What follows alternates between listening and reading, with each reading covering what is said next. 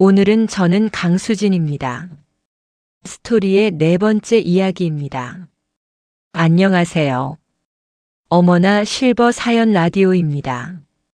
1부에서는 미혼모의 딸로 태어나 할머니 품에서 자란 이야기를, 2부에서는 계부와 함께 시작된 지옥 같은 7년을, 3부에서는 장학금과 첫사랑 그리고 배신의 청소년기를 들려드렸습니다. 오늘 4부에서는 20세부터 27세까지의 이야기인데요. 서울로 상경해서 고시원에서 시작한 생활, 대학과 끝없는 아르바이트, 그리고 운명처럼 만난 회사 선배와의 사랑. 하지만 그 사랑이 가져온 빚과 배신, 임신과 홀로 아이를 낳은 이야기, 그리고 극빈 속에서 딸과 함께 버틴 시간까지요. 구독과 좋아요, 알림 설정 꼭 부탁드립니다. 긴 여정을 함께 해주셔서 감사합니다.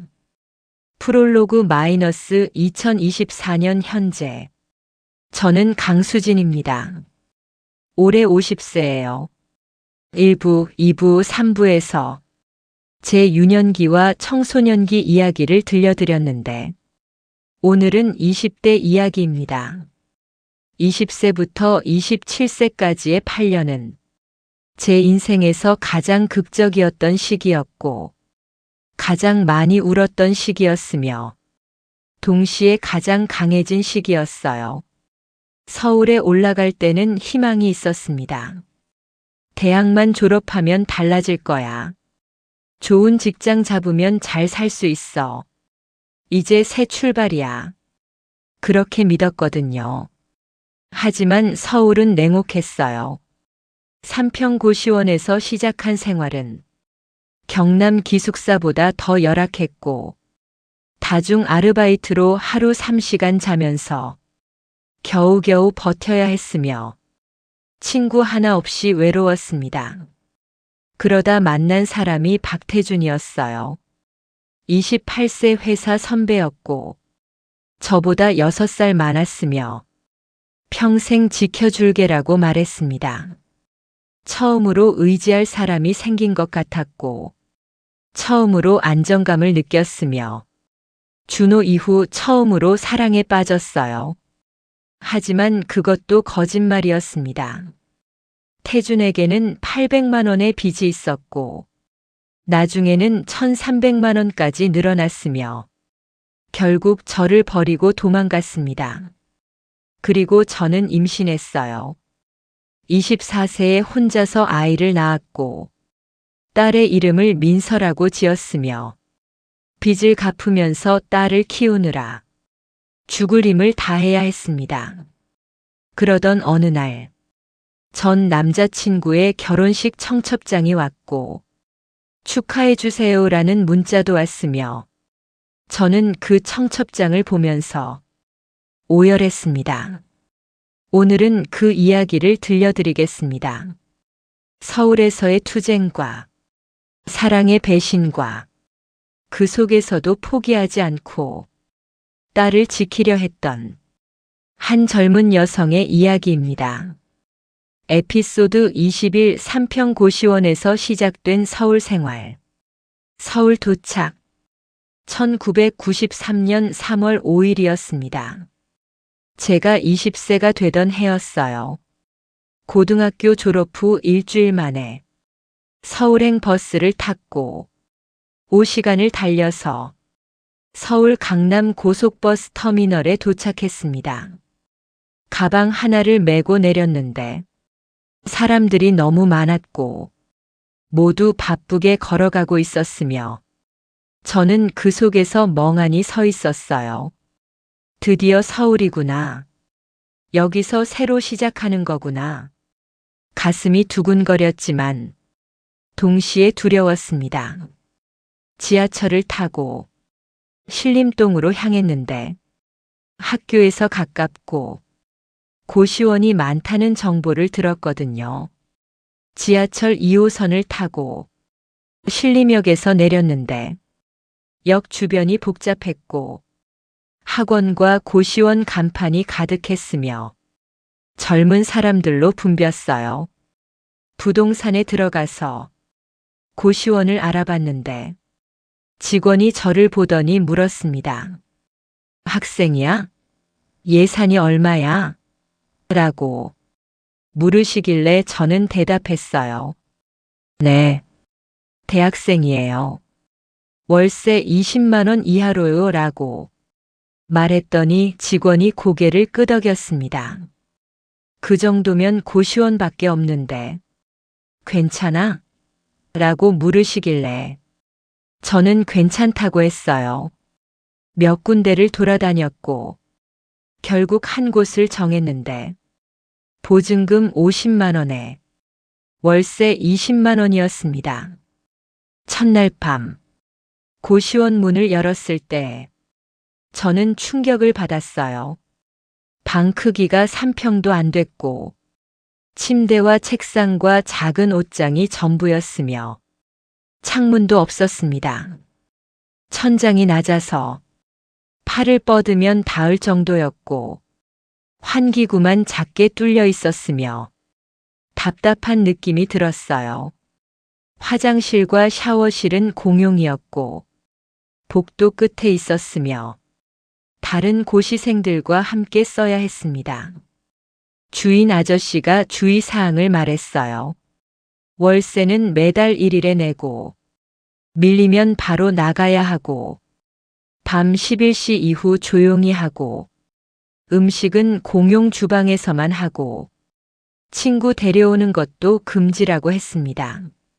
네, 알겠습니다. 라고 대답하고 방에 들어가서 문을 닫았어요. 좁은 방에 혼자 앉아서 주위를 둘러봤는데 침대는 딱딱했고 책상은 낡았으며 벽에는 전 세입자가 남긴 낙서들이 있었습니다. 파이팅, 고시 합격, 포기하지 마. 그런 글씨들이 벽에 적혀 있었고 저는 그걸 보면서 생각했어요. 여기서 버텨야 해. 이게 내 새 출발이야. 짐을 풀기 시작했는데 옷 몇 벌과 세면도구와 책 몇 권이 전부였고 금방 끝났습니다. 침대에 누웠는데 옆방에서 소리가 들렸어요. 기침 소리와 책 넘기는 소리와 누군가 중얼거리는 소리가 벽을 통해 다 들렸고 벽이 얼마나 얇은지 알 수 있었습니다.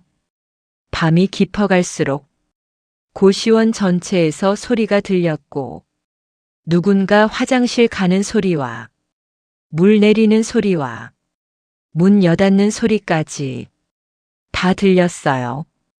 잠을 이룰 수 없었습니다. 외로웠고 불안했으며 과연 여기서 잘 살 수 있을까 하는 걱정이 들었어요. 하지만 어쩔 수 없었습니다. 이게 제가 감당할 수 있는 최선이었고 여기서부터 시작해야 했으며 포기할 수는 없었어요. 대학 등록. 다음 날 아침에 일어나서 대학교로 갔습니다.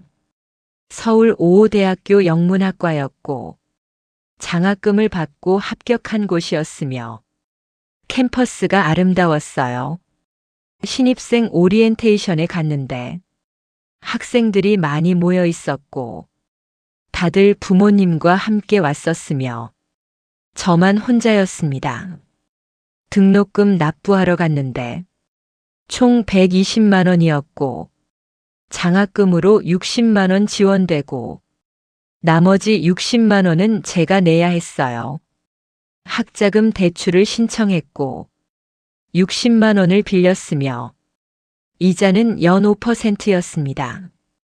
교재비도 필요했는데 영문학 책들이 비쌌고 한 권에 2만 3만 원씩 했으며 총 10권을 사니까 30만 원이 나갔어요. 고시원에서 쓴 돈이 보증금 50만 원에 첫 달 월세 20만 원에서 70만 원이고 등록금 대출 60만 원에 교재비 30만 원 해서 90만 원이었습니다. 총 160만 원을 쓴 거고, 제가 가진 돈 200만 원 중에서 이미 160만 원을 쓴 거였어요. 남은 돈은 40만 원이었고, 이걸로 당분간 생활해야 했으며, 빨리 아르바이트를 구해야 했습니다. 아르바이트 구하기. 학교 게시판에서 아르바이트 광고를 찾았어요.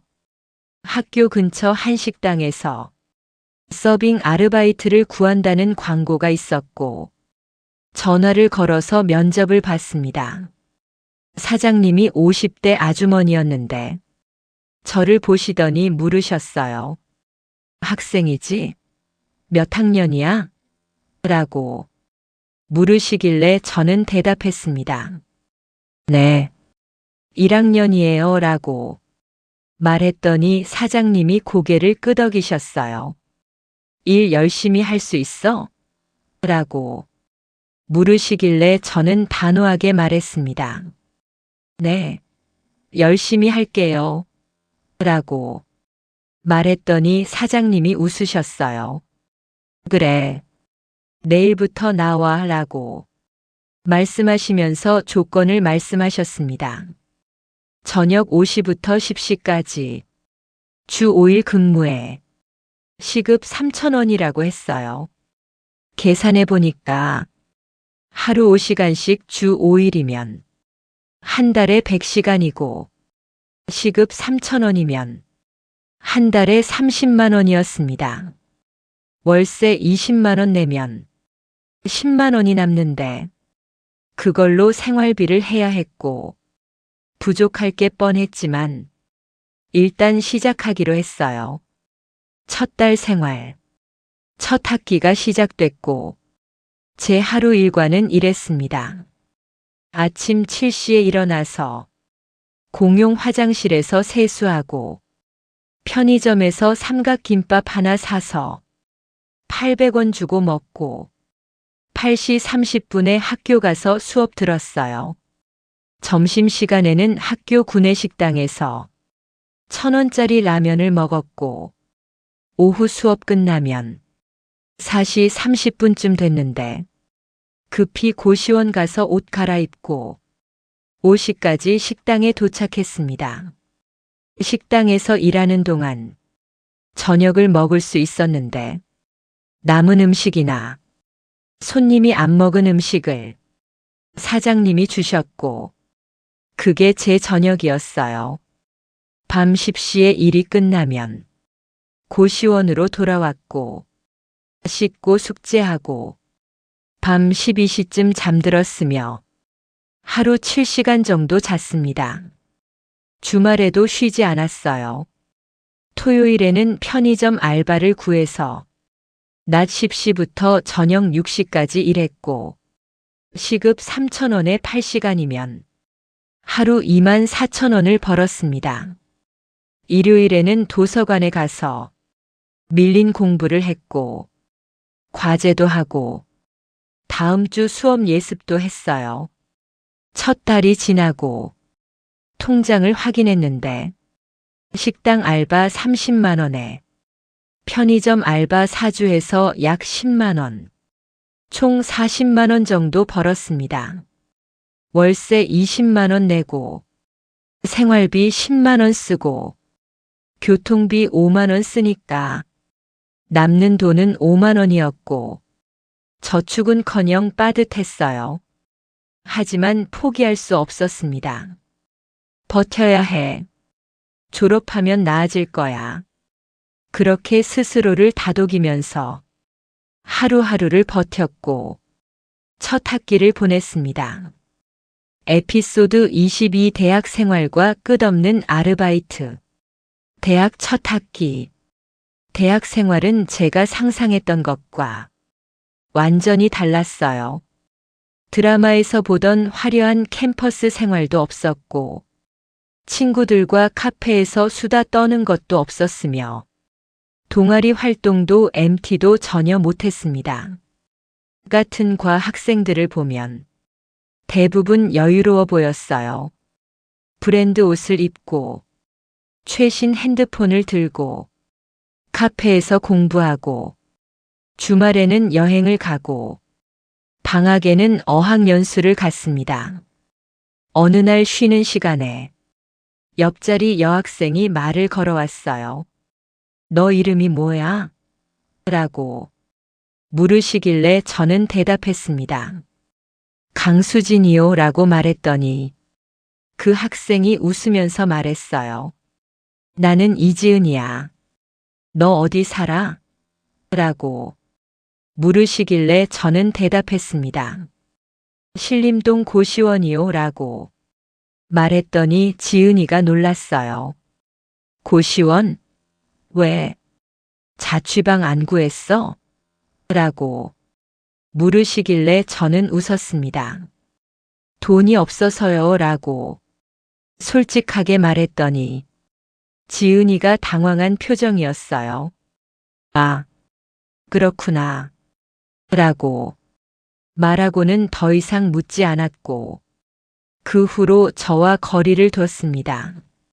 학과 모임이 있을 때마다 저는 빠졌어요. 신입생 환영회 회비가 3만 원이었고 MT 참가비가 10만 원이었으며 동아리 가입비가 5만 원이었는데 저에게는 너무 큰 돈이었습니다. 수지나 MT 가자 라고 친구들이 권유했지만 저는 거절했어요. 미안. 나 알바 있어서 라고 말하면 친구들이 아쉬워했지만 이해해 주는 것 같았습니다. 하지만 몇 번 거절하자 친구들도 더 이상 부르지 않았고 저는 점점 혼자가 됐으며 학교에서도 외톨이였어요. 점심시간에 혼자 밥 먹고 쉬는 시간에 혼자 앉아 있고 조별 과제할 때만 어색하게 섞이고 그렇게 첫 학기를 보냈습니다. 다중 아르바이트 1학년 2학기가 되면서 저는 아르바이트를 늘렸어요. 생활비가 계속 부족했고 등록금 대출 이자도 갚아야 했으며 조금이라도 저축하고 싶었기 때문입니다. 평일 일과는 이렇게 바뀌었어요. 새벽 4시 기상, 새벽 4시-6시 신문 배달 시급 4,000원, 6시 30분 고시원 귀가 샤워, 7시 30분 학교 등교, 8시- 오후 3시 수업, 오후 5시-10시 식당 알바 시급 3,000원, 밤 10시 30분 귀가, 밤 11시- 새벽 2시 편의점 알바 시급 3,000원, 새벽 2시 30분 귀가 취침, 하루에 자는 시간이 새벽 2시 30분부터 4시까지 1시간 30분이었고 낮에 틈틈이 쪽잠 자서 총 3-4시간 정도 잤습니다. 주말에는 더 많이 일했어요. 토요일 낮 10시- 저녁 6시 편의점, 토요일 밤 8시- 새벽 2시 주유소, 일요일 오전 카페 알바, 일요일 오후만 쉬었는데 그때는 도서관 가서 공부하거나 고시원에서 쓰러져 잤습니다. 한 달에 버는 돈을 계산했어요. 신문 배달 하루 8,000원, 20일 16만 원. 식당 알바 하루 15,000원, 20일 30만 원. 편의점 야간 하루 9,000원, 20일 18만 원. 주말 알바 주 10만 원, 4주 40만 원. 총 104만 원 정도 벌었습니다. 월세 20만 원. 생활비 20만 원. 교통비 5만 원. 대출 이자 5만 원. 총 50만 원 쓰고 남는 돈 54만 원을 저축했어요. 이렇게 모으면 졸업할 때 돈이 모이겠지. 대출도 갚고 안정적으로 살 수 있을 거야. 그렇게 믿으면서 악착같이 버텼습니다. 학과 모임 거절. 2학년 1학기가 시작됐을 때 학과에서 MT를 간다고 했어요. 모두 신나서 얘기하고 있었고, 저도 가고 싶었지만 참가비가 15만 원이었습니다. 고민하다가 결국 거절했고, 교수님이 저를 불러서 물으셨어요. 수진아, MT 안 가? 학과 행사인데. 라고 말씀하시길래 저는 대답했습니다. 죄송해요. 교수님, 제가 알바가 있어서. 라고 말했더니 교수님이 안타까워 하셨어요. 알바가 그렇게 중요해? 대학 생활도 중요한데. 라고 말씀하시는데 저는 웃을 수밖에 없었습니다. 알바가 중요한 게 아니라 살아야 하니까 하는 거죠. 그렇게 말하고 싶었지만 그냥 고개를 숙였고 죄송하다고 말했어요. 친구들도 점점 저를 이상하게 봤습니다. 수진이는 왜 맨날 알바만 해? 학교 행사도 안 오고 친구들이랑 놀지도 않고 그런 소문이 돌았고 저는 외톨이가 됐으며 아무도 저와 친하게 지내지 않았어요. 조별 과제할 때도 문제였습니다. 친구들 수진아 언제 만날 수 있어? 저 미안. 나 알바 끝나는 시간이. 친구들 그럼 주말은? 저 주말에도 알바. 친구들 에휴. 그럼 내 부분은 내가 알아서 해. 그렇게 저는 항상 따로 작업했고 팀원들과 어울리지 못했으며 학점에도 영향을 미쳤습니다. 성적 관리, 알바를 많이 하다 보니 공부할 시간이 부족했어요. 수업 시간에 졸고 과제는 겨우겨우 제출하고 시험 공부는 벼락치기로 했으며 성적은 B와 C를 오갔습니다. 장학금을 계속 받으려면 평점 3.5 이상을 유지해야 했는데 제 평점이 3.3까지 떨어졌고 위기였어요. 2학년 2학기 중간고사 때 정말 열심히 공부했습니다. 알바 시간을 조금 줄이고 도서관에서 밤새 공부하고 쪽잠 자면서 버텼어요. 시험을 잘 봤고 평점이 3.6까지 올랐으며 장학금을 계속 받을 수 있었습니다. 담임 교수님이 저를 불러서 말씀하셨어요. 수진아, 이번 학기 성적 좋던데? 계속 이렇게 하면 되겠네 라고 말씀하시길래 저는 대답했습니다. 네, 열심히 할게요 라고 말했지만 속으로는 울고 있었어요. 열심히 하고 싶어도 알바를 안 하면 못 사는데 어떻게 해야 하죠? 2년 버티기. 그렇게 1993년부터 1995년까지 2년을 버텼습니다. 20세부터 22세까지의 2년은 지옥 같았지만 포기하지 않았고 하루하루를 살아냈으며 통장에는 조금씩 돈이 모였어요. 2년 동안 모은 돈이 약 120만 원 정도 됐고 그나마도 대출 이자 내고 예상치 못한 지출 때문에 항상 부족했습니다. 하지만 월세는 한 번도 밀리지 않았고 학교도 계속 다녔으며 아직 살아 있었어요. 1995년 여름이었을 때 저는 22세였고 이제 3학년이 될 예정이었으며 반은 왔다고 생각했습니다. 조금만 더 버티면 졸업하고 취직하면 그럼 나아질 거야. 그렇게 믿으면서 여름방학도 알바로 보냈고 9월 학기를 준비했습니다. 그때 제 인생을 바꿀 사람을 만나게 됐어요. 박태준이었습니다. 에피소드 23회사 선배 박태준, 평생 지켜줄게. 박태준과의 만남. 1995년 9월이었습니다. 3학년 2학기가 시작됐고 저는 새로운 알바를 구했어요. 학교 근처 카페에서 주말 아르바이트를 한다는 광고를 보고 지원했는데 합격했습니다.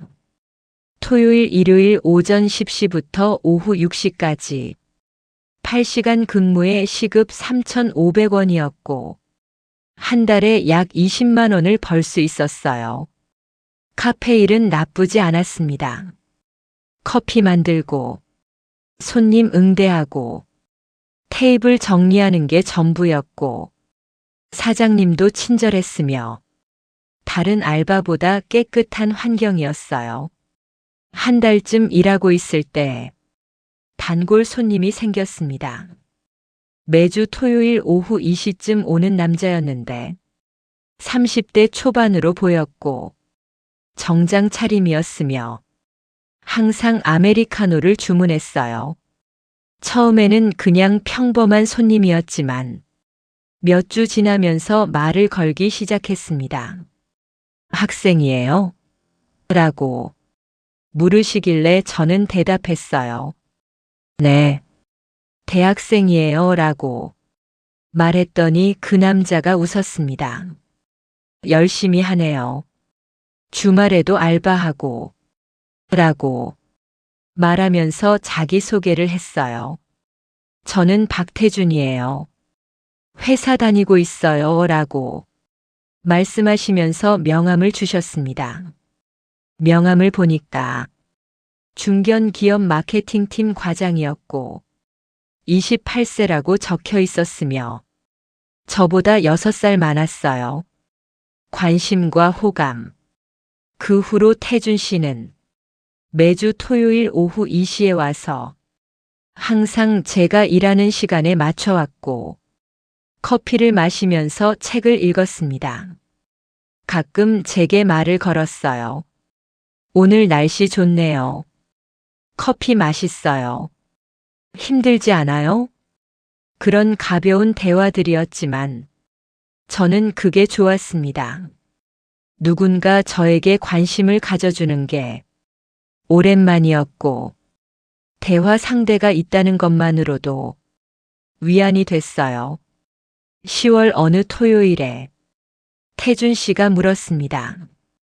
수진 씨, 혹시 오늘 일 끝나고 시간 있어요? 라고 물으시길래 저는 놀랐습니다. 왜요? 라고 되묻자 태준 씨가 웃으면서 말했어요. 저녁 같이 먹을래요? 주말인데 혼자 먹기 그래서 라고 제안하시는데 저는 망설였습니다. 처음에는 거절하려 했지만 태준 씨가 계속 권유했고 결국 수락했어요. 일이 끝나고 6시에 태준 씨와 함께 식당에 갔는데 고급 레스토랑이었고 메뉴판을 보니까 비쌌어요. 편하게 주문하세요. 라고 태준 씨가 말했지만 저는 제일 싼 메뉴를 주문했고 태준 씨가 웃으면서 말했습니다. 수진 씨 너무 조심스러워하지 마세요. 제가 사는 거예요. 라고 말하면서 자기도 주문했어요. 수진의 이야기. 식사하면서 태준 씨가 저에게 여러 가지를 물었습니다. 어느 학교 다녀요? 몇 학년이에요? 전공이 뭐예요? 고향은 어디예요?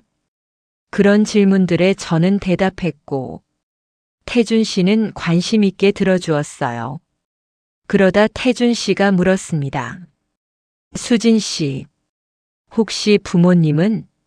라고 조심스럽게 물으시길래 저는 잠시 망설이다가 대답했어요. 어머니는 계시는데 연락은 안 해요. 라고 짧게 말했더니 태준 씨가 놀랐습니다.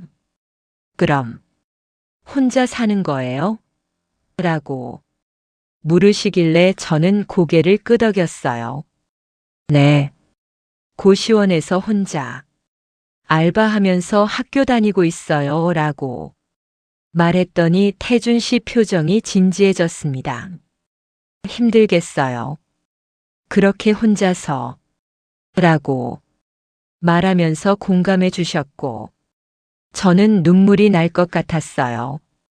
괜찮아요.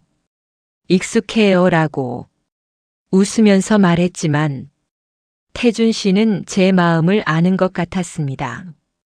태준의 과거. 태준 씨도 자기 얘기를 했어요. 저도 사실 어려운 집안 출신이에요. 라고 말문을 여셨는데 저는 놀랐습니다.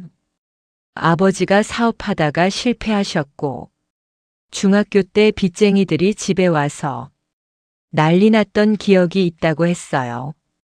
고등학교 때는 신문 배달하고 대학 때는 과외하고 알바하면서 장학금 받아서 겨우 졸업했고 지금은 회사 다니면서 안정적으로 살고 있다고 했습니다. 그래서 수진 씨 보면 예전 제 모습이 보여요. 혼자서 버티는 거 너무 힘들잖아요. 라고 말하면서 저를 보는 눈빛이 따뜻했어요. 저는 그 눈빛을 보면서 처음으로 이해받는다는 느낌이 들었고 준호 이후 처음으로 누군가에게 마음이 열리는 것 같았습니다. 식사가 끝나고 태준 씨가 저를 고시원 근처까지 데려다 주셨고 헤어지면서 말했어요. 수진 씨, 다음 주에 또 봐요. 카페에서 라고 말하면서 손을 흔들었고 저도 손을 흔들었습니다. 그날 밤 고시원으로 돌아가서 침대에 누웠는데 가슴이 두근거렸어요. 태준 씨, 좋은 사람인 것 같아. 나를 이해해 주는 것 같아. 하지만 한편으로는 불안했습니다. 또 실망하면 어떡하지? 준호처럼 배신하면. 그런 생각이 들었지만 태준 씨는 다를 것 같았고 믿고 싶었어요.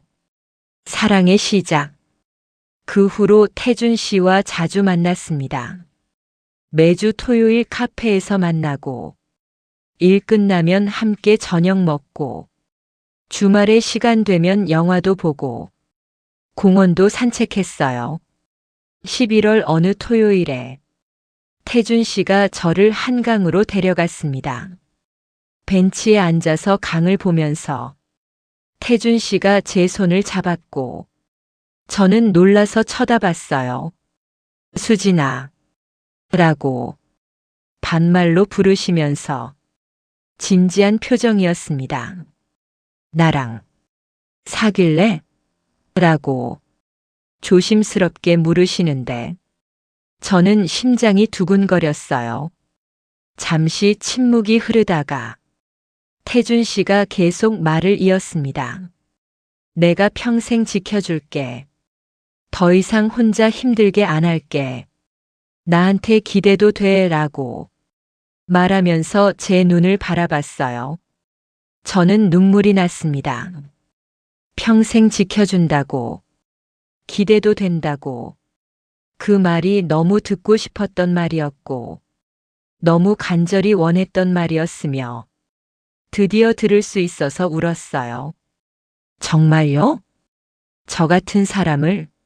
라고 울면서 물었더니 태준 씨가 웃으면서 대답했습니다. 그럼 당연하지. 수진이가 얼마나 대단한 사람인데 혼자서 이렇게 버티고 있잖아. 라고 말하면서 저를 안아줬어요. 저는 태준 씨 품에 안겨서 한참을 울었고 그날 저는 태준 씨와 사귀기로 했으며 새로운 사랑이 시작됐습니다. 사부 스토리 마이너스 2편 에피소드 24-26 에피소드 24 동거 시작. 꿈 같은 6개월 동거 제한 1995년 11월이었습니다. 태준 씨와 사귄 지 3주쯤 됐을 때였어요. 어느 일요일 오후에 태준 씨가 저를 고시원 근처까지 데려다 주면서 물었습니다. 수진아, 고시원 환경이 어때? 라고 물으시길래 저는 솔직하게 대답했어요. 좁고 답답해요. 창문도 없고 벽도 얇아서 소리 다 들리고 라고 말했더니 태준 씨가 얼굴을 찌푸렸습니다. 거기서 어떻게 살아? 공부도 힘들겠다. 라고 안타까워 하시는데 저는 괜찮다고 했어요. 익숙해요. 2년 넘게 살았어요. 라고 말했더니 태준 씨가 잠시 생각하더니 말했습니다. 수진아, 우리 같이 살자라고 갑자기 말하시는 바람에 저는 깜짝 놀랐어요. 네, 같이요? 라고 되묻자 태준 씨가 고개를 끄덕였습니다. 응, 나 원룸에 사는데 15평 되거든. 혼자 살기 아깝더라고. 같이 살면 어때? 라고 제안하시는데 저는 망설였어요. 하지만 제가 패 끼치는 거 아닐까요? 라고 조심스럽게 말했더니 태준 씨가 웃었습니다. 무슨 소리야? 우리 연인인데 같이 사는 게 당연하지 라고 말하면서 제 손을 잡았어요. 월세도 내가 낼 테니까. 수진이는 학비만 벌면 돼. 알바도 좀 줄이고 공부에 집중해 라고 말씀하시는데 저는 눈물이 났습니다. 정말요? 괜찮을까요? 라고 울먹이니까 태준 씨가 제 머리를 쓰다듬었어요. 괜찮아. 우리 가족이잖아 라고 말하는데 그 가족이라는 단어가 제 가슴을 울렸습니다. 가족. 나도 가족이 있는 거구나. 이사 일주일 후에 이사했습니다. 고시원 짐을 싸는데 가방 하나에 다 들어갔고 2년 넘게 살았는데 가진 게 이것밖에 없다는 게 서글펐어요. 태준 씨가 차를 가지고 와서 짐을 실어줬고 저는 고시원을 나서면서 주인 아저씨한테 인사했습니다. 그동안 감사했습니다. 라고 말했더니 주인 아저씨가 고개를 끄덕이셨어요. 잘 살아. 고생 많았어. 라고 짧게 말씀하시는데 저는 고개를 숙여 인사하고 나왔습니다. 태준 씨 차를 타고 30분쯤 가니까 깔끔한 빌라 단지가 나왔고 3층에 있는 원룸이었어요. 문을 열고 들어갔을 때 저는 감탄했습니다. 거실과 방이 분리돼 있었고 창문이 크고 햇빛이 잘 들어왔으며 깨끗한 부엌과 화장실이 있었고 고시원과는 비교할 수 없었어요. 여기 정말 좋아요 라고 말했더니 태준 씨가 웃었습니다. 이제 여기가 우리 집이야 라고 말하면서 짐을 옮기는 걸 도와줬고 저는 제 옷을 옷장에 걸면서 실감이 났습니다. 진짜 이사한 거구나. 이제 여기서 살 수 있는 거구나. 저녁에 태준 씨가 요리를 해줬어요. 제육볶음과 된장찌개를 만들었는데 정성스럽게 만들어서 맛있었고 저는 눈물이 났습니다. 왜 울어? 라고 태준 씨가 물으시길래 저는 대답했어요. 아니에요. 그냥 너무 행복해서요. 라고 말했더니 태준 씨가 제 손을 잡아줬습니다. 앞으로 계속 행복할 거야 라고 약속하듯 말하는데 저는 믿고 싶었어요. 그날 밤 처음으로 편안한 침대에서 잤고 창문으로 달빛이 들어왔으며 옆방 소리도 들리지 않았고 깊은 잠에 빠졌습니다. 행복한 시간 동거를 시작하고 제 생활이 완전히 바뀌었어요.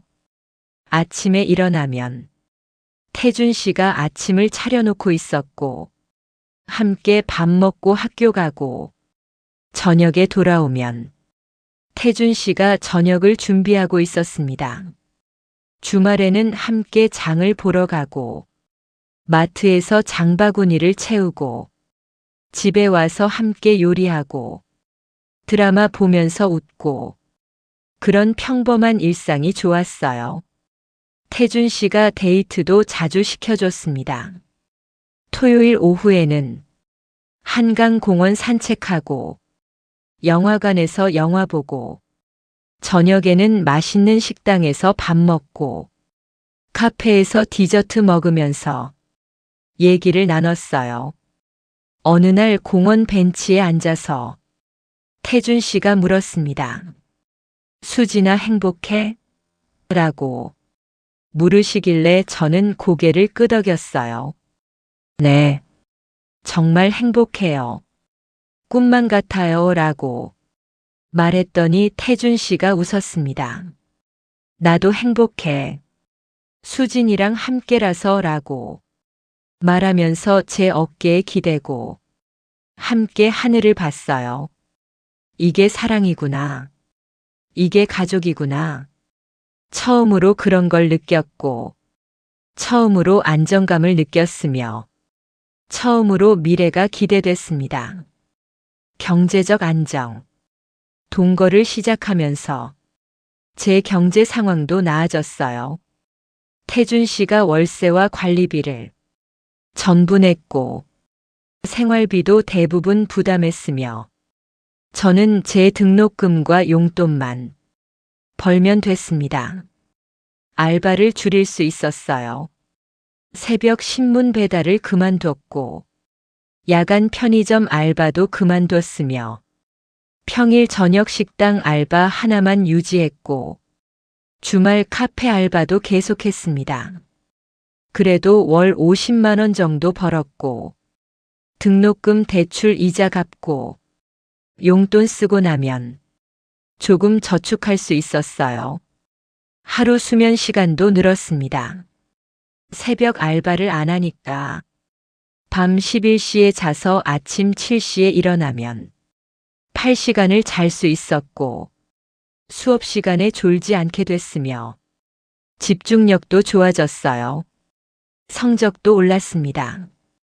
3학년 2학기 중간고사에서 어학점이 많이 나왔고 평점이 3.8까지 올랐으며 교수님들도 칭찬해 주셨어요. 수진이 요즘 많이 좋아졌네. 공부에 집중하는구나 라고 담임 교수님이 말씀하시는데 저는 웃으면서 대답했습니다. 네, 환경이 좀 나아져서요 라고 말했는데 사실은 태준 씨 덕분이었습니다. 학과 친구들도 변화를 눈치챘어요. 수진아 요즘 표정 밝아진 것 같아. 무슨 좋은 일 있어? 라고 물으시길래 저는 웃었습니다. 그냥 좀 여유가 생겼어 라고 말했는데 친구들이 궁금해했지만 자세히 말하지 않았어요. 1995년 12월이 됐고 크리스마스가 다가왔는데 태준 씨가 물었습니다. 수진아 크리스마스에 뭐 하고 싶어? 라고 물으시길래 저는 생각했어요. 그냥 오빠랑 집에 있고 싶어요 라고 말했더니 태준 씨가 웃었습니다. 그래, 그럼 집에서 파티하자 라고 말하면서 준비를 시작했고 저도 설렜습니다. 미래 약속. 크리스마스 이브였습니다. 태준 씨가 집을 예쁘게 꾸며놨고 작은 트리도 있었으며 케이크와 와인도 준비했어요. 함께 저녁을 먹고 케이크를 자르면서 태준 씨가 말했습니다. 수진아, 나한테 해주고 싶은 말 있어 라고 진지하게 말하면서 제 손을 잡았어요. 내년에 우리 결혼하자 라고 갑자기 말하시는 바람에 저는 깜짝 놀랐습니다. 네, 결혼요? 라고 되묻자 태준 씨가 고개를 끄덕였어요. 응, 수진이 내년에 졸업하잖아. 졸업하고 취직하고 나는 내년에 승진할 것 같고 그럼 우리 결혼하자 라고 계획을 말씀하시는데 저는 믿을 수 없었습니다. 정말요? 저 같은 사람이랑? 라고 물었더니 태준 씨가 웃었어요. 수진이가 제일 좋은데 무슨 소리야? 평생 같이 살자라고 말하면서 제 뺨에 키스했고 저는 눈물이 났습니다. 네, 좋아요. 같이 살아요 라고 대답했고 태준 씨가 저를 안아줬어요. 그날 밤 저는 생각했습니다. 드디어 내 가족이 생기는구나. 나도 평범하게 살 수 있는 거구나. 행복해질 수 있는 거구나. 1996년이 시작됐고 저는 4학년이 됐으며 졸업을 앞두고 있었고 태준 씨와의 미래가 기대됐습니다. 하지만 그 행복은 오래가지 못했어요. 에피소드 25 선배의 빚 800만 원의 비밀. 이상한 전화. 1996년 3월이었습니다. 4학년 1학기가 시작됐고 저는 졸업 준비를 하고 있었어요. 어느 날 오후에 집에 전화가 왔습니다. 따르릉 따르릉 소리에 제가 받았는데 남자 목소리였어요. 박태준 씨 계세요? 라고 낯선 남자가 물으시길래 저는 대답했습니다. 지금 집에 안 계신데요. 누구세요? 라고 물었더니 그 남자가 말했어요. 아, 그래요? 제가 나중에 다시 걸게요 라고 말하고는 끊어버렸습니다. 이상한 느낌이 들었지만 대수롭지 않게 생각했고 태준 씨한테 말하지 않았어요. 며칠 후 또 전화가 왔습니다. 이번에는 태준 씨가 받았는데 표정이 굳어지더니 빠르게 말했어요. 아, 네, 알겠습니다. 나중에, 네, 라고 말하고는 끊었습니다. 누구예요? 라고 제가 물으니까 태준 씨가 웃으면서 대답했어요. 아, 회사 사람이야. 업무 관련해서. 라고 대충 둘러대는데 뭔가 수상했습니다. 그 후로도 전화가 계속 왔고 태준 씨는 받을 때마다 방으로 들어가서 문 닫고 조용히 얘기하고 나왔으며 제게는 말하지 않았어요. 불안한 느낌이 들었지만 믿고 싶어서 묻지 않았고 그냥 넘어갔습니다. 채권자 방문. 3월 말 어느 토요일 오전이었어요. 태준 씨는 회사 나갔고 저는 집에서 공부하고 있었는데 초인종이 울렸습니다. 땡땡땡 소리에 문을 열었더니 남자 2명이 서 있었고 험악한 인상이었어요. 누구세요? 라고 물으니까 한 남자가 물었습니다. 박태준 씨 여기 맞죠? 라고 물으시길래 저는 고개를 끄덕였어요. 네. 근데 지금 안 계신데요? 라고 대답했더니 남자가 말했습니다. 그럼 언제 들어와요? 우리 기다릴게요. 라고 말하면서 현관 안으로 들어오려 했고 저는 당황했습니다. 잠깐만요. 누구신데요? 라고 물었더니 다른 남자가 말했어요. 우리는 채권자예요. 박태준 씨가 돈 빌려갔는데 안 갚아서요 라고 차갑게 말하는 바람에 저는 충격을 받았습니다. 네, 돈요? 라고 되묻자 남자가 고개를 끄덕였어요. 네, 800만 원. 6개월 전에 빌려갔는데 한 푼도 안 갚았어요 라고 말하는데 귀를 의심했습니다. 800만 원? 태준 씨가 한 달에 70만 원 정도 벌었고 그중 50만 원을 태준 씨한테 줘서 빚을 갚는 데 보탰어요. 태준 씨도 월급에서 50만 원을 냈고 합쳐서 매달 100만 원씩 갚기로 했습니다. 8개월이면 갚을 수 있어. 조금만 버티면 돼. 그렇게 생각하면서 악착같이 일했고 4월부터 6월까지 3개월 동안 300만 원을 갚았어요.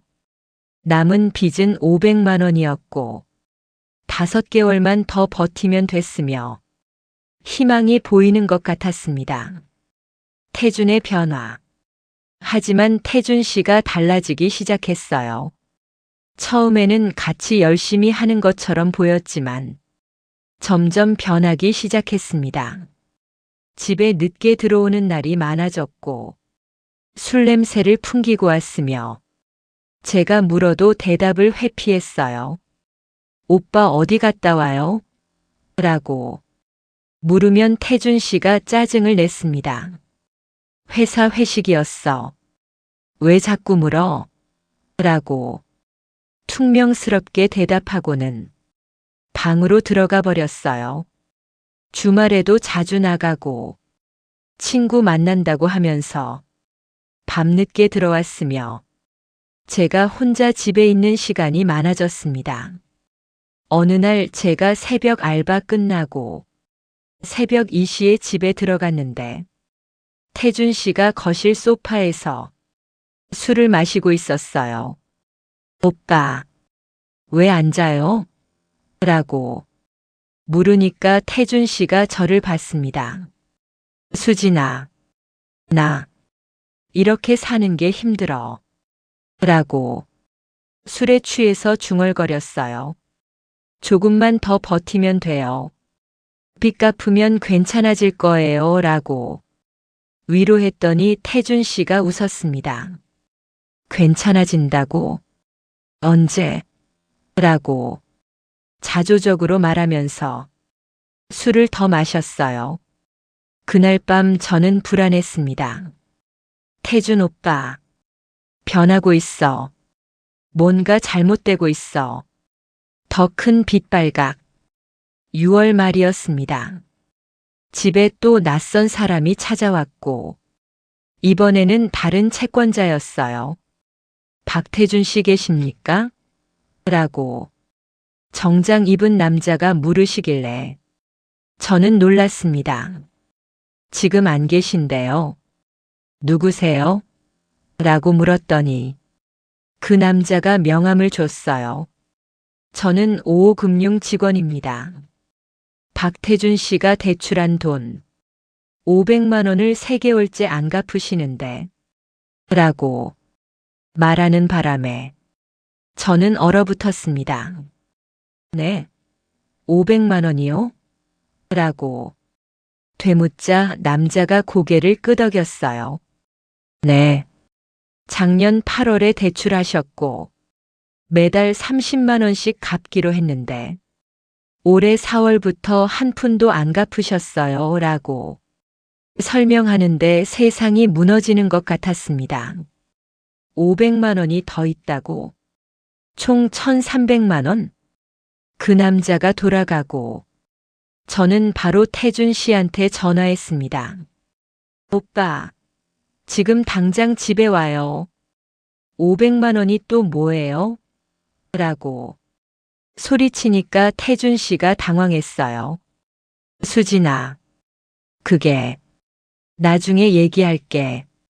라고 말하려는데 저는 끊어버렸습니다. 1시간 후 태준 씨가 들어왔고 제 얼굴을 보더니 고개를 숙였어요. 미안해. 수진아. 라고 또 사과하는데 화가 났습니다. 또 미안해요? 500만 원이 또 어디서 나온 거예요? 라고 따지니까 태준 씨가 설명했어요. 작년에 빚 갚으려고 또 대출 받았어. 근데 그것도 못 갚고 있어. 라고 말하는데 말도 안 됐습니다. 빚을 갚으려고 빚을 냈다고요? 그럼 지금 총 얼마예요? 라고 물으니까 태준 씨가 대답했어요. 1,300만 원. 미안해. 정말 미안해. 라고 또 사과만 하는데 저는 주저앉았습니다. 태준의 실종. 7월이 됐고 상황은 더 나빠졌어요. 태준 씨는 점점 늦게 들어오고 술 냄새가 심했으며 제게 짜증을 자주 냈고 폭언까지 했습니다. 어느 날 제가 알바 갔다 와서 빚 갚는 얘기를 꺼내니까 태준 씨가 소리쳤어요. 빚. 맨날 빚 얘기만 해. 나도 힘들어 죽겠는데. 라고 화를 내면서 물건을 던졌고 저는 겁이 났습니다. 오빠, 진정해요. 우리 같이 해결할 수 있어요. 라고 달래려 했지만 태준 씨는 방으로 들어가 버렸어요. 7월 15일 아침이었습니다. 저는 새벽 알바 끝나고 집에 돌아왔는데 이상하게 조용했어요. 태준 씨를 부르니까 대답이 없었고 방문을 열어보니 아무도 없었습니다. 옷장을 보니까 태준 씨 옷 일부가 없었고 책상 서랍도 비어 있었으며 세면도구도 사라졌어요. 설마 책상 위에 쪽지가 있었습니다. 수진아 미안해. 나 더 이상 못 버티겠어. 혼자 살기도 힘든데 1,300만 원을 어떻게 갚아. 너무 힘들어서 도망간다. 정말 미안해. 사랑했어. 행복해. 쪽지를 읽으면서 손이 떨렸고 무릎이 꺾였으며 그 자리에 주저앉아서 울었습니다. 전화를 걸었지만 꺼져 있었고 회사에 전화했더니 퇴사했다고 했으며 완전히 사라진 거였어요. 채권자의 압박. 그날 오후에 채권자가 찾아왔습니다. 박태준 씨 어디 갔어요? 전화도 안 받고. 라고 물으시길래 저는 대답했어요. 저도 몰라요. 도망갔어요. 라고 울면서 말했더니 채권자가 화를 냈습니다. 도망갔다고? 그럼 빚은 어떡하고? 라고 소리치니까 저는 떨었어요. 저는 관계없는데요. 저는 보증도 안 섰어요. 라고 말했더니 채권자가 비웃었습니다. 관계없다고?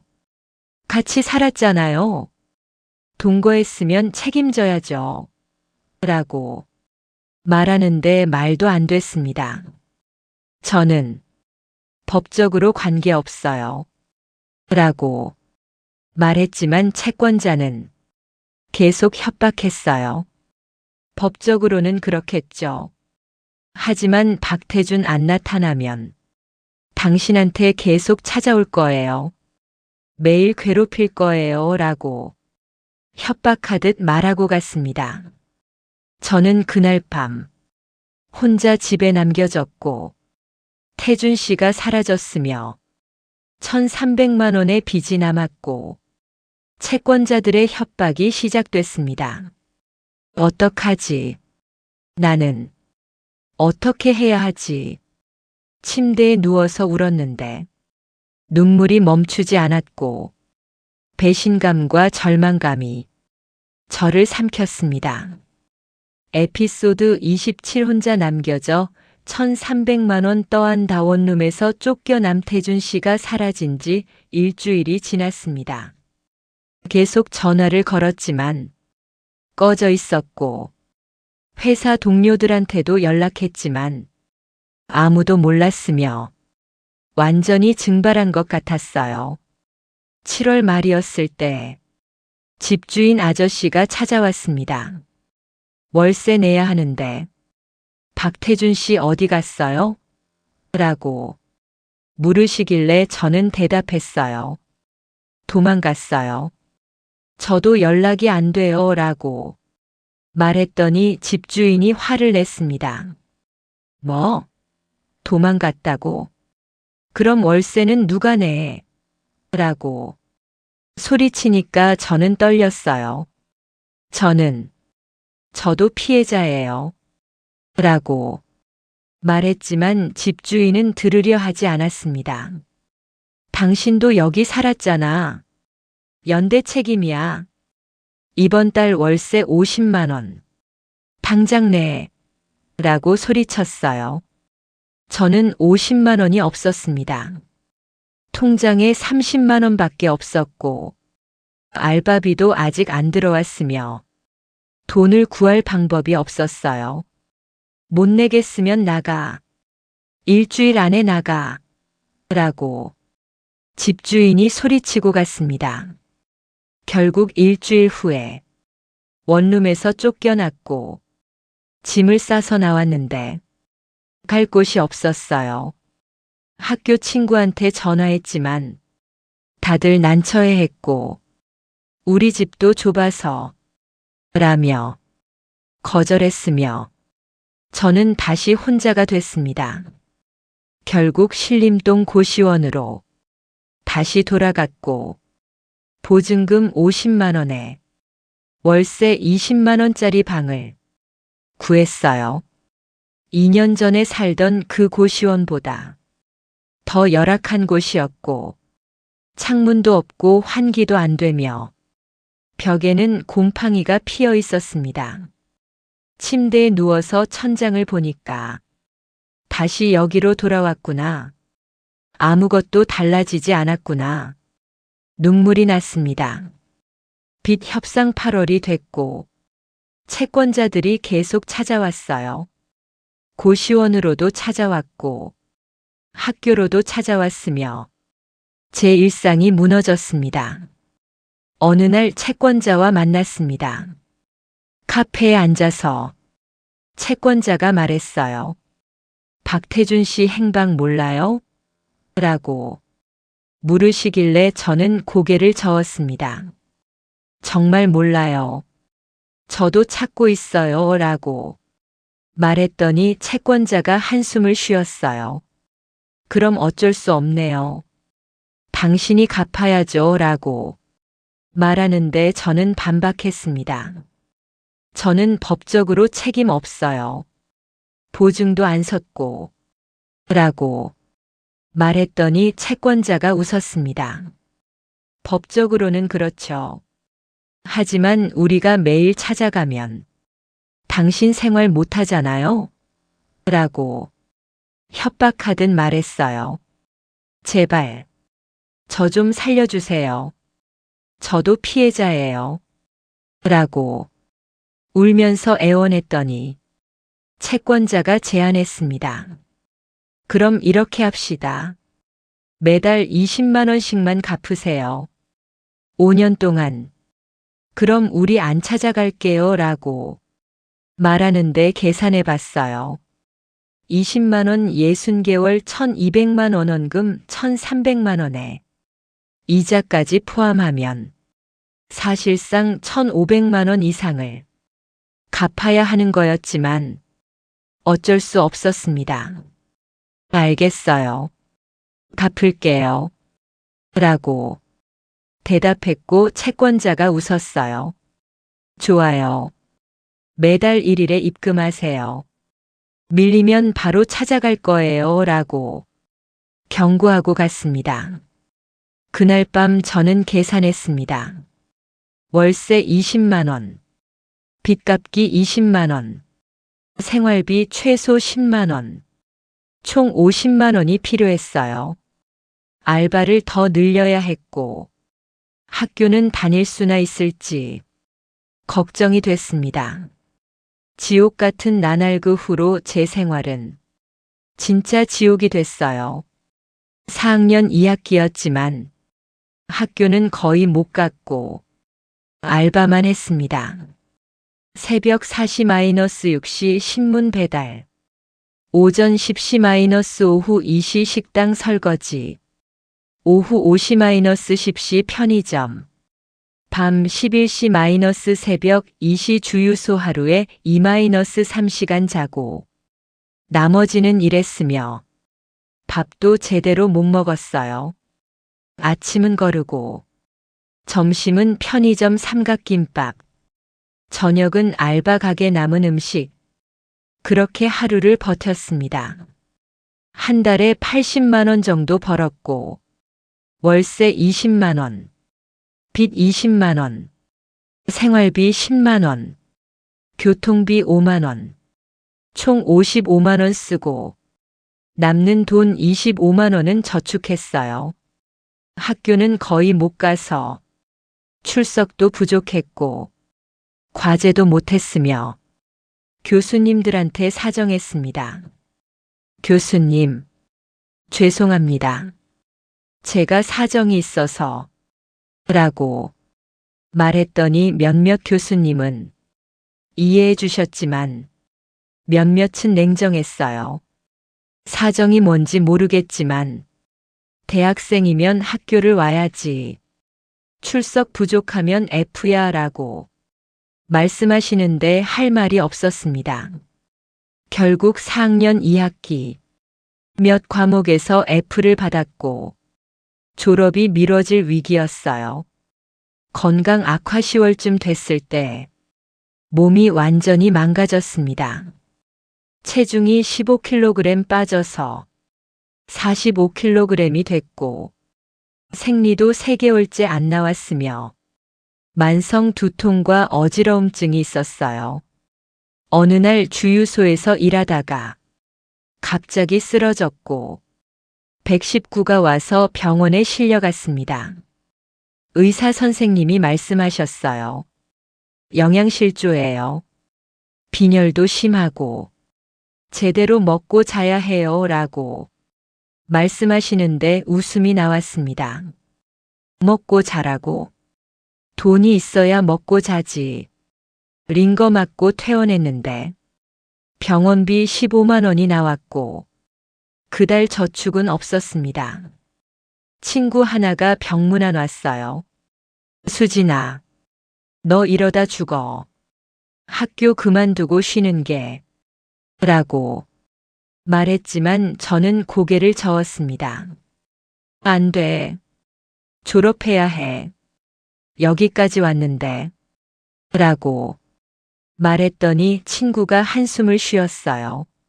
12월이 됐고 겨울이 왔는데 고시원 방이 너무 추워서 담요를 덮고 떨면서 잤고 감기에 자주 걸렸으며 약 살 돈도 없어서 참았습니다. 태준 생각 밤에 혼자 누워있으면 태준 씨 생각이 났어요. 왜 날 버렸을까? 사랑한다고 했잖아. 평생 지켜준다고. 그런 생각을 하면 화가 나고 슬프고 동시에 외로웠습니다. 준호한테도 버림받고 태준 씨한테도 버림받고 제가 뭐가 잘못된 건지 알 수 없었어요. 나는 왜 매번 버림받을까? 나한테 뭐가 문제인 거지? 가난한 게 죄인가? 그런 생각에 빠져서 우울했고 힘들었지만 포기할 수는 없었습니다. 버텨야 해.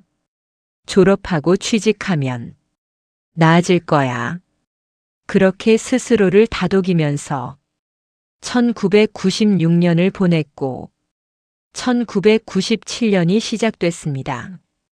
하지만 1997년은 제 인생에서 가장 힘든 해가 될 줄 그때는 몰랐어요. 에피소드 28 임신 8주 그리고 또다시 버림받다 이상한 증상 1997년 1월이었습니다.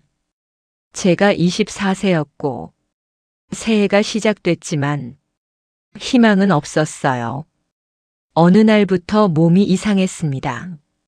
생리가 3개월째 안 나왔는데 원래 불규칙했지만 이렇게 오래는 아니었고 계속 토하고 싶었으며 음식 냄새만 맡아도 구역질이 났어요. 처음에는 과로 때문이라고 생각했습니다. 너무 일을 많이 해서 그런가, 영양실조 때문인가. 하지만 증상이 계속되고 아침마다 구토하게 됐으며 어지러움도 심해졌어요. 편의점에서 일하는 친구가 저를 보더니 물었습니다. 수진아, 너 임신 아니야? 증상이 딱 그런데. 라고 말하는 바람에 저는 놀랐어요. 설마, 그럴 리 없어. 라고 부정했지만 친구가 말했어요. 병원 가봐. 임신 테스트기라도 해봐. 라고 걱정하듯 말했고 저는 불안해졌습니다. 다음 날 약국에서 임신 테스트기를 샀고 고시원 화장실에서 테스트했는데 2줄이 나왔습니다. 설마, 이게 무슨. 손이 떨렸고 숨이 막혔으며 다시 해봤지만 역시 2줄이었어요. 임신 확인 다음 날 산부인과에 갔습니다. 초음파 검사를 했는데 의사 선생님이 화면을 보시더니 말씀하셨어요. 임신 8주네요. 축하합니다. 라고 말씀하시는데 축하할 일이 아니었습니다.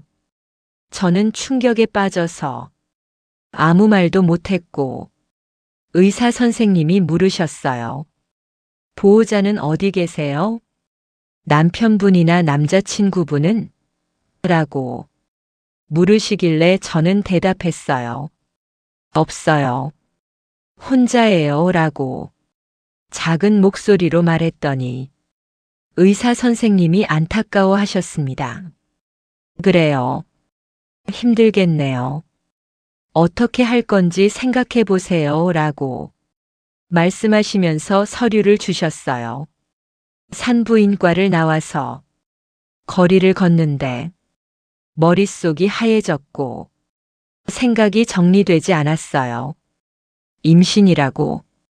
8주면 11월쯤 태준 오빠가 도망가기 전 손으로 배를 만졌는데 아직 배가 나오지 않았지만 그 안에 생명이 있다는 게 믿기지 않았습니다. 태준 연락고시원으로 돌아와서 몇 시간을 생각했어요. 어떡하지? 낙태할까? 아니면 낳을까? 하지만 일단 태준 씨한테 알려야 할 것 같았고 마지막으로 전화를 걸었습니다. 몇 달 동안 꺼져 있던 전화가 드디어 연결됐고 태준 씨가 받았어요. 여보세요? 라고 태준 씨 목소리가 들렸는데 6개월 만이었습니다. 오빠, 저예요. 수진이요. 라고 떨리는 목소리로 말했더니 태준 씨가 침묵했어요. 수진아. 라고 짧게 부르는데 목소리에 감정이 없었습니다. 오빠, 저 할 말이 있어요. 저 임신했어요. 라고 말하는 순간 전화기 넘어가 조용해졌어요. 한참 침묵이 흐르다가 태준 씨가 물었습니다. 뭐? 임신? 라고 믿을 수 없다는 듯 물으시길래 저는 대답했어요. 네, 8주예요. 병원에서 확인했어요. 라고 말했더니 태준 씨가 다시 침묵했습니다. 태준의 반응. 태준 씨가 말을 이었습니다. 그거 내 아이 맞아? 라고 충격적인 질문을 하는 바람에 저는 얼어붙었어요. 뭐라고요? 라고 되묻자 태준 씨가 반복했습니다. 그게 정말 내 아이가 맞냐고. 확실해? 라고 물으시는데 가슴이 찢어지는 것 같았습니다. 어떻게 그런 말을 해요? 오빠 말고 누가 있어요? 라고 울면서 소리쳤더니 태준 씨가 한숨을 쉬었어요. 그래, 미안. 근데 어쩌려고 그래? 라고 차갑게 물으시길래 저는 대답했어요. 저도 몰라요. 그래서 오빠한테 연락한 거예요. 라고 말했더니 태준 씨가 말했습니다. 지워. 라고 단호하게 말하는데 귀를 의심했습니다. 네? 라고 되물으니까 태준 씨가 반복했어요. 지워. 낙태해. 내가 병원비 보낼게. 라고 너무 쉽게 말하는 바람에 저는 울음이 터졌습니다. 어떻게 그렇게 쉽게. 이건 생명이에요. 오빠 아이예요. 라고 소리쳤지만 태준 씨는 냉정했어요. 수진아, 현실을 봐. 우리가 뭘로 키워? 나는 빚 때문에 도망 다니고 너는 학생이고 불가능해. 라고 말했습니다. 그럼 저 혼자 키울게요. 오빠는 신경 쓰지 마세요. 라고 말했더니 태준 씨가 비웃었어요. 혼자 키운다고? 웃기지 마. 그냥 지워. 그게 너한테도 나한테도 좋아. 라고 말하는데 배신감이 밀려왔습니다. 연락 두절. 오빠. 병원비라도 보내줘요. 제발. 라고 애원했더니 태준 씨가 대답했어요. 알았어. 계좌번호 보내. 보낼게. 라고 말하고 끊었습니다. 저는 계좌번호를 문자로 보냈고 일주일을 기다렸지만 돈은 들어오지 않았어요. 다시 전화했지만 꺼져 있었고 문자도 답장이 없었으며 완전히 연락이 두절됐습니다. 또 버림받은 거였어요. 고시원 방에 혼자 앉아서 배를 만지면서 생각했습니다. 어떡하지? 나을까? 지울까? 낙태비는 50만 원이라고 들었고 지금 제 통장에는 30만 원밖에 없었으며 20만 원을 더 벌어야 했어요. 하지만 50만 원을 모으려면 한 달은 걸릴 것 같았고 그 사이에 임신 주수가 늘어나면 낙태가 더 어려워질 거였습니다. 그럼 낳아야 하나? 혼자서 어떻게 키워? 학교는 어떡하고? 밤새 고민하다가 결심했습니다. 나차. 이 아이도 나처럼 버려질 수는 없어. 나는 낳아줄 거야. 제가 미혼모의 딸로 태어나서 평생 버림받았던 것처럼 이 아이도 그렇게 될 수는 없었고 저는 낳기로 결심했습니다. 에피소드 29 혼자서 아이를 낳다. 25세의 선택 출산 결심 1997년 2월부터 저는 임신한 채로 계속 일했습니다. 학교는 휴학했고 교수님한테 사정을 말씀드렸더니 이해해 주셨으며 1년 휴학 신청을 했어요. 일은 계속해야 했습니다. 빚도 갚아야 하고 월세도 내야 하고 출산 준비도 해야 했으며 돈이 필요했어요. 임신 사실을 숨기고 계속 알바했는데 배가 나오기 시작하면서 숨기기 어려워졌습니다. 편의점 사장님이 눈치채셨어요. 수진아, 너 임신했어? 라고 물으시길래 저는 고개를 숙였습니다. 네, 죄송해요 라고 말했더니 사장님이 한숨을 쉬었어요. 애 아빠는? 라고 물으시길래 저는 대답했어요. 없어요. 도망갔어요 라고 말했더니 사장님이 안타까워 하셨습니다. 그래도 일은 해야겠지. 힘들면 말해. 좀 쉬어도 돼 라고 말씀해 주셔서 감사했어요. 임신 9개월 1997년 9월이 됐습니다. 임신 9개월이었고 배가 많이 불렀으며 걷기도 힘들었어요. 그래도 계속 일했습니다. 편의점에서 서서 일하고 식당에서 설거지하고 하루 10시간씩 일했는데 다리가 퉁퉁 붓고 허리가 아팠지만 참았어요. 손님들이 수군거렸습니다. 저 어린애가 임신을 결혼도 안 한 것 같은데 요즘 애들은 정말 그런 말들이 들렸지만 신경 쓰지 않으려 했고 그냥 일에 집중했습니다.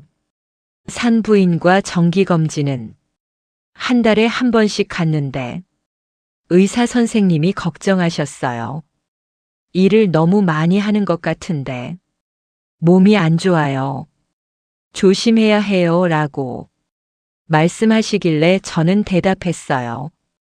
알고 있어요. 근데 일을 안 하면 먹고 살 수가 없어서요 라고 말했더니 의사 선생님이 안타까워 하셨습니다. 출산 예정일이 10월 15일이었고 출산 비용이 150만 원 정도 든다고 했으며 저는 그 돈을 모으기 위해 악착같이 일했어요. 9월 말쯤 됐을 때 통장에 100만 원이 모였고 50만 원만 더 있으면 됐는데 출산이 먼저 올 것 같아서 불안했습니다. 혼자 출산 1997년 10월 15일 새벽 3시였습니다. 갑자기 배가 아프기 시작했고 양수가 터졌으며 진통이 시작됐어요. 혼자 119에 전화했고 구급차가 왔으며 병원으로 실려갔습니다. 응급실에 도착했을 때 간호사가 물었어요. 보호자는요? 라고 물으시길래 저는 대답했습니다. 없어요.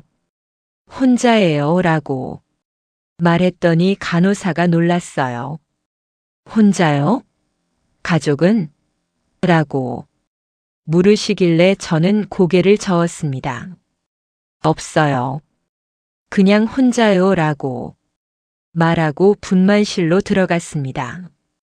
진통이 너무 심했고 고통스러웠으며 옆 침대에서는 남편이 손을 잡아주고 어머니가 옆에서 응원해 주는데 저는 혼자였어요.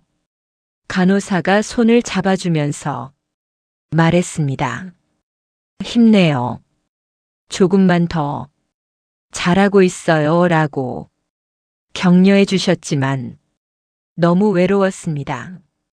오전 9시 35분에 아이가 태어났고 울음소리가 들렸으며 의사 선생님이 말씀하셨어요. 건강한 여자아기예요. 2.8kg. 축하합니다 라고 말씀하시면서 아기를 안겨주셨어요. 딸 민서 출생 잡고 빨간 얼굴의 아기를 보는 순간 눈물이 났습니다. 내 딸이구나. 내가 엄마가 됐구나. 아기가 눈을 뜨고 저를 봤는데 그 눈이 맑고 순수했으며 제 손가락을 꼭 잡았어요. 미안해. 엄마가 이것밖에 제대로 준비 못 해줘서 라고 울면서 말했더니 아기가 작게 웃는 것 같았습니다. 이름을 지었어요. 강민서라고 지었는데 민은 민첩하고 똑똑하라는 뜻이고 서는 기쁘다는 뜻이었으며 행복하게 살라는 의미였습니다. 민서야, 엄마가 잘 키울게. 꼭 행복하게 살게 해줄게. 라고 약속했지만 불안했어요. 내가 잘 키울 수 있을까? 돈도 없는데 혼자서. 하지만 포기할 수 없었습니다. 이 아이를 낳기로 결심했고 책임져야 했으며 엄마가 돼야 했어요.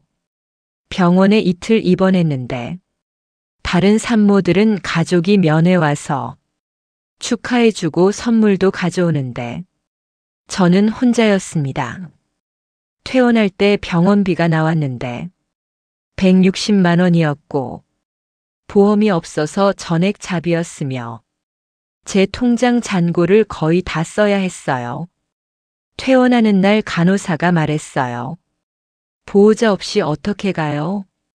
택시라도 타세요 라고 걱정해 주셨지만 택시비도 아까웠습니다.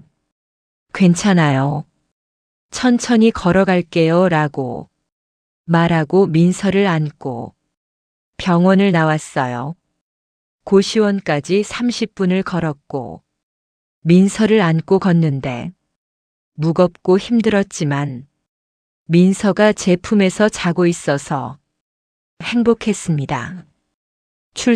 생활 출산 후 2주가 지났고 저는 다시 일을 시작했어요. 민서를 고시원에 혼자 두고 편의점에 나가서 일했는데 수유 시간에 뛰어와서 젖을 물리고 다시 나갔습니다. 편의점 사장님이 걱정하셨어요. 수진아, 애를 혼자 두면 어떡해? 위험하잖아 라고 말씀하시길래 저는 대답했어요. 어쩔 수 없어요. 맡길 데도 없고 돈을 벌어야 해서요 라고 말했더니 사장님이 한숨을 쉬었습니다. 그래도 수유 시간에는 가도 돼. 뛰어가 라고 허락해 주셔서 감사했어요. 하루 일과는 이랬습니다. 새벽 4시 민서 수유, 새벽 5시 출근 편의점, 오전 10시 퇴근 후 수유, 오전 11시 출근 식당 설거지, 오후 3시 퇴근 후 수유, 오후 4시-8시 민서와 시간, 오후 8시 출근 편의점, 밤 12시 퇴근 후 수유, 새벽 1시 취침, 하루 3시간 자고 나머지는 일하거나 육아했으며 너무 힘들어서 쓰러질 것 같았지만 버텨야 했어요. 민서가 밤에 울면 일어나서 달래고 기저귀 갈고 수유하고 다시 재우고 그러다 보면 새벽이 됐고 또 출근해야 했습니다. 분유값과 기저귀 값이 한 달에 15만 원 정도 들었고 월세 20만 원, 빚 갚기 20만 원, 생활비 10만 원, 총 65만 원이 필요했는데 버는 돈은 70만 원 정도였고 저축은 5만 원밖에 못했어요. 하루 한 끼만 먹고 제 옷은 안 사고 모든 걸 민서한테 쓰면서 악착같이 버텼습니다. 에피소드 30전 남자친구의 결혼식 청첩 장극빈 생활 1998년과 1999년을 보냈습니다. 민서가 돌이 됐을 때 작은 케이크 하나 사줬고 함께 촛불을 불면서 소원을 빌었어요. 민서야 건강하게 자라자. 엄마가 꼭 잘 키울게. 민서는 천사 같은 아기였습니다. 울음도 적게 울고 잘 먹고 잘 자고 혼자 있을 때도 조용했으며 엄마를 힘들게 하지 않으려는 것처럼 착했어요.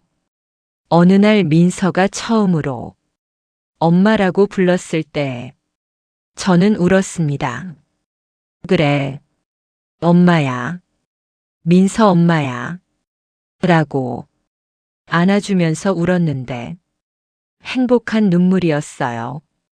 하지만 생활은 여전히 힘들었습니다. 민서가 아파서 병원에 가면 진료비가 3만 원이 나왔고 약값도 2만 원이 들었으며 그 돈이 아까워서 저는 아파도 병원에 안 갔어요.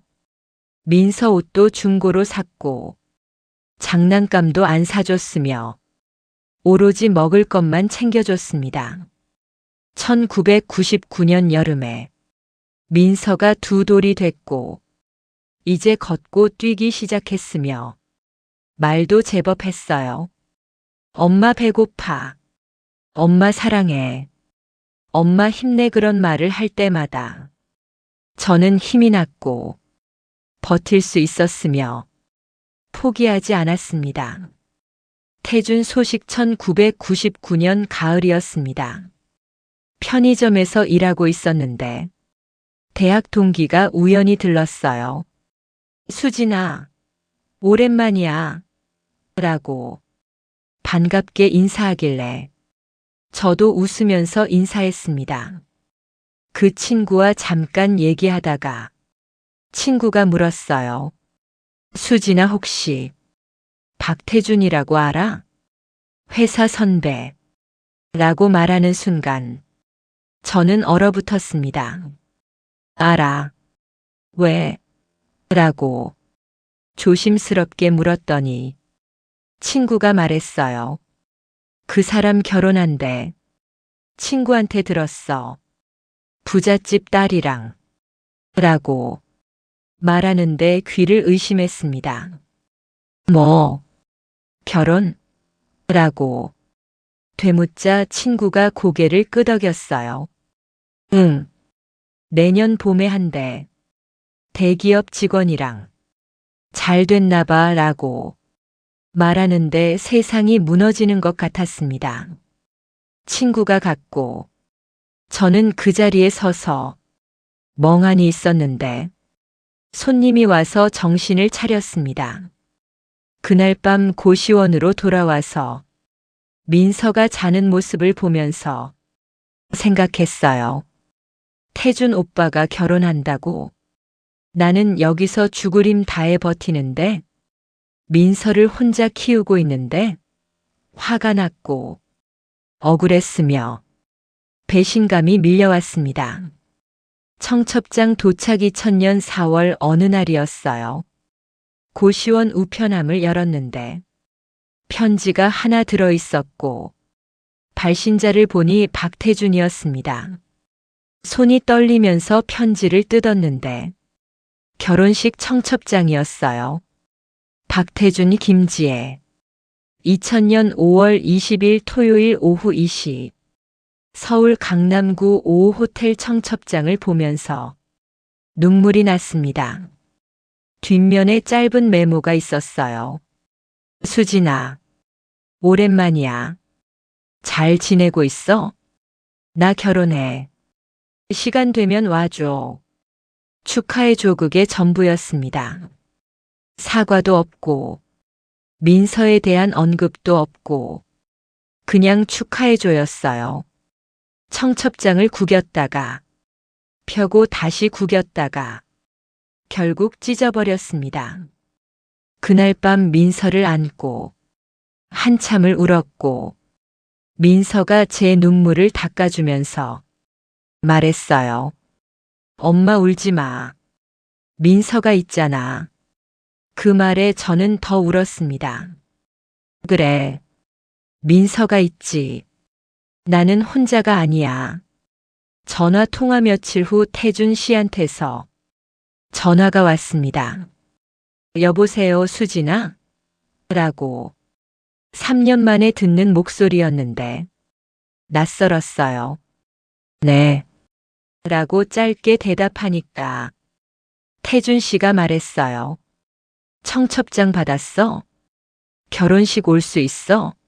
라고 태연하게 물으시는데 화가 났습니다. 민서는요? 라고 제가 먼저 물었더니 태준 씨가 침묵했어요.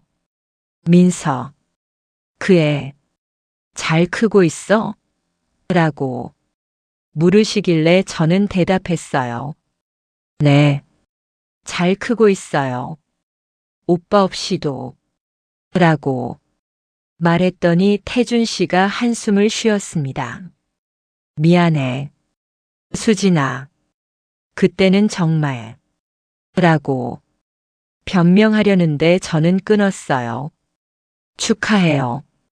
행복하세요. 라고 짧게 말하고 끊어버렸습니다. 결혼식에는 가지 않았습니다. 5월 20일 토요일. 저는 민서와 함께 공원에 나가서 놀았고 그네를 태워주고 모래놀이를 하면서 시간을 보냈어요. 민서가 웃으면서 놀고 엄마 재밌어 라고 말할 때 저는 생각했습니다. 이게 내 인생이야. 태준 오빠는 이제 상관없어. 민서와 나. 우리 둘이서 잘 살면 돼. 2001년까지 2000년과 2001년도 힘들었지만 버텼습니다. 민서가 4살이 됐을 때 어린이집에 보내기 시작했고 국가 지원으로 무료였으며 저는 낮 시간에 더 일할 수 있었어요.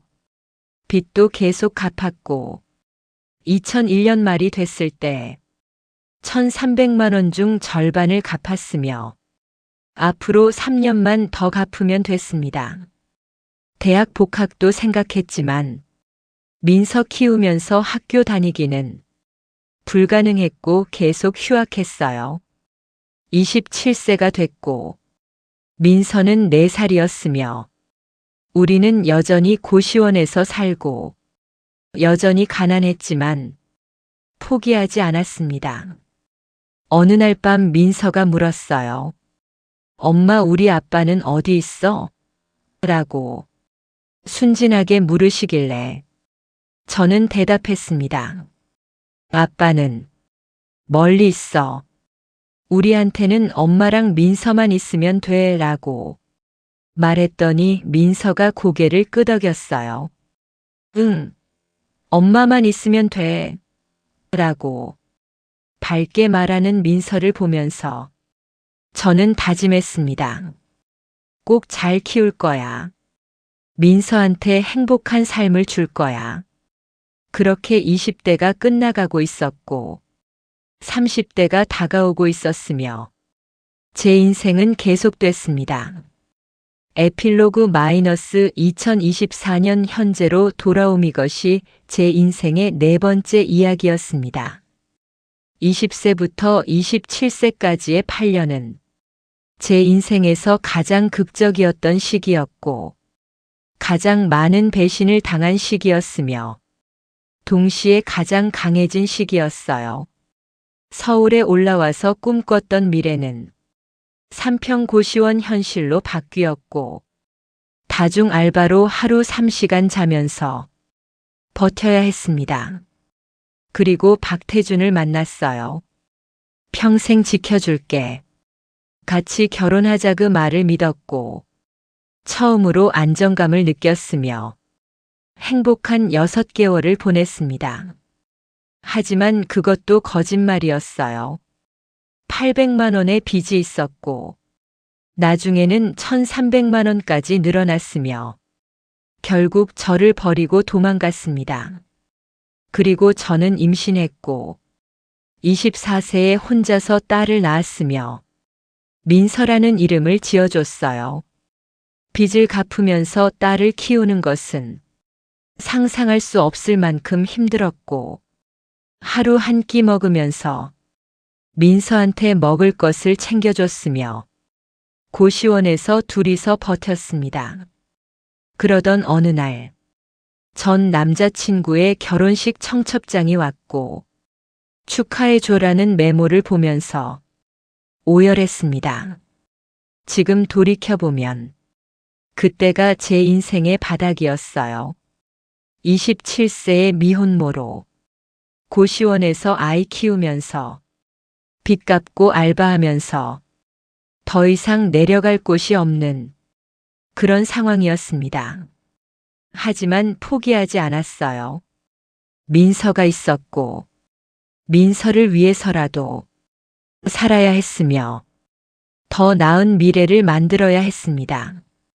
다음 이야기는 제가 27세부터 50세까지 어떻게 살았는지에 대한 이야기입니다. 30대에 만난 남자와의 결혼. 그 남자가 가져온 또 다른 지옥.